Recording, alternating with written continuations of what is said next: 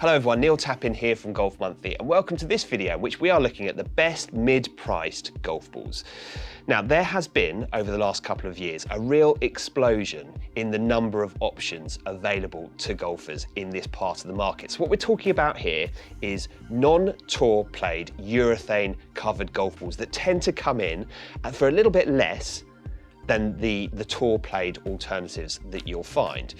And it's obviously an area that is growing in popularity. So we wanted to do a thorough test. And so I have hit all of the models in front of me. There are 15. Now, the way in which we've done the test is that I've hit them all on a GC Quad launch monitor at Foresight Sports. I've hit a series of 50-yard wedge shots, 7-iron shots and driver shots. That provides me with some base data to see what the differences are.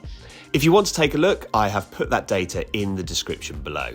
And then I've also hit them all out on the golf course as well. Now, it is important to say that I'm a 3 handicap golfer. I have a driver swing speed of around 112 miles per hour, so on the faster end of the spectrum. So there will be certain models here that are better suited to my game. And it's also worth saying that some of the brands here have more than one option in this part of the market. And where that's the case, I have chosen the model that is best suited to my swing, the way that I deliver the club to the ball, and my game in general. Now, instead of talking about all of the models individually, what I'm going to do is just pick out my 3 favorites to explain why I thought the performance was so good. And then at the end of this video, I'm going to talk about things like the trends and some of the areas that you might want to consider if you're thinking about investing in this part of the golf ball market. Right, let's get started looking at the first of my 3 favorites. Coming in at just under $35 per dozen is my first choice, which is the Vice Pro Plus. Now, Vice is one of these brands that offers golfers a few different options, and they suggest that that choice is made based on your driver swing speed. So my driver swing speed being over 110 miles per hour, this is the golf ball that's right for me, and I was really impressed by the way in which it performed. So it was definitely one of the longest on test. I think I was averaging with this ball 285. Carry off the tee, which is fantastic distance, and the spin rate was just right for me. So 2,100 RPM, quite low spin, really good for me. But I think what impressed me most about this golf ball was how it performed differently in different areas of the bag. So when I went from driver to 7-iron, it was providing lots of flight. So it was the second highest flying of all the golf balls I hit, I think just behind the Titleist tour speed. So plenty of stopping power with the 7-iron. And then when I was hitting it around the greens, good amount of spin, something I noticed on the golf course as well as on the launch monitor. So it was that differentiation in performance between long game and short game that sort of really impressed me most about the Vice Pro Plus. My last point is that I really like the way in which this golf ball looks. Now, it might sound a bit of a strange thing to say that. They're all white and they're all round, all of the ones I hit were. But this has that sort of classic urethane covered finish to it. It looks like a tour ball, it looks like a premium ball, and I think Vice have done a great job of that. This really does look and feel more expensive than it is, and I also think the branding is very good too. So the Vice Pro Plus, I think there's an awful lot of performance for the money. My second choice is the Mizuno RB Tour X. Now, the first thing I'm going to talk about is the price, because this comes in the UK with an RRP of £50 per dozen. So you might think that on the face of it, this hardly sits within this category of mid-price golf balls, but we've had a good look around and we found this readily on the internet for around about £15 less per dozen. So we feel as if it fits nicely within this category. And in terms of the performance, it really impressed. This was the longest of the golf balls I tested. So I was averaging with this, I think it was 288 in terms of carry distance, which is really impressive for me. That's 10 yards longer than the average in this test.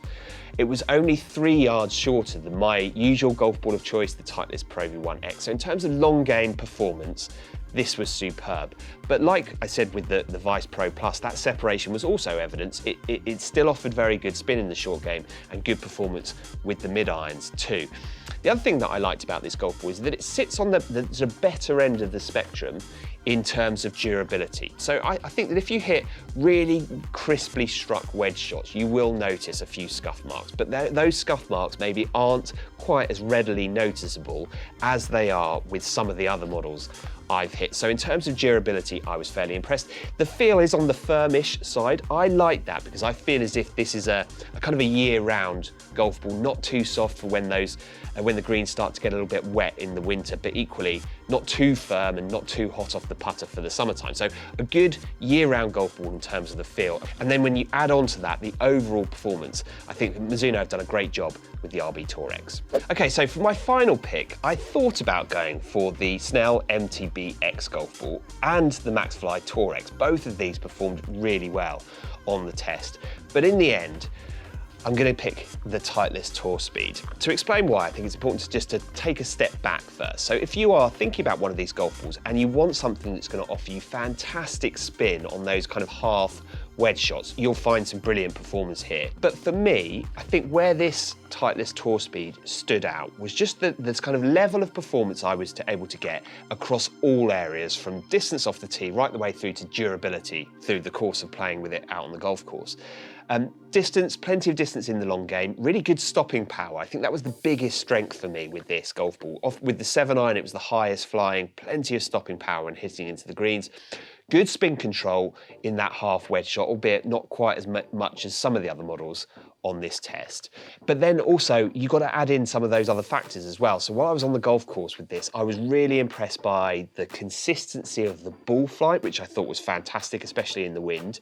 I thought the feel was good. It's sort of similar in terms of feel, I'd say, to what I'm used to with the Pro V1 X. And so when you add in all of those factors, plus the fact that for me, this was the most durable of the golf balls I hit, I think you have a really top performer. It is worth saying, I think, that in all areas of the game, this is not quite at the same level as I would expect with the Titleist Pro V1X. I did hit the Pro V1X on the launch monitor alongside all of these models as well, and I could see that outperforming this in every area.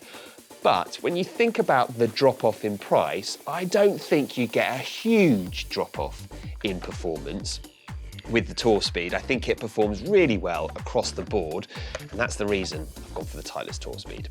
Okay, so those are my three favourites, but I'm also going to talk about some of the sort of trends and some of the things that you might want to consider here, starting with the feel. Now, if you want something that has a really soft feel, then you've got models like the Wilson and the Kirkland that might be right up your street. I thought they felt fantastic around the greens. With the Kirkland as well, you get really good levels of spin control.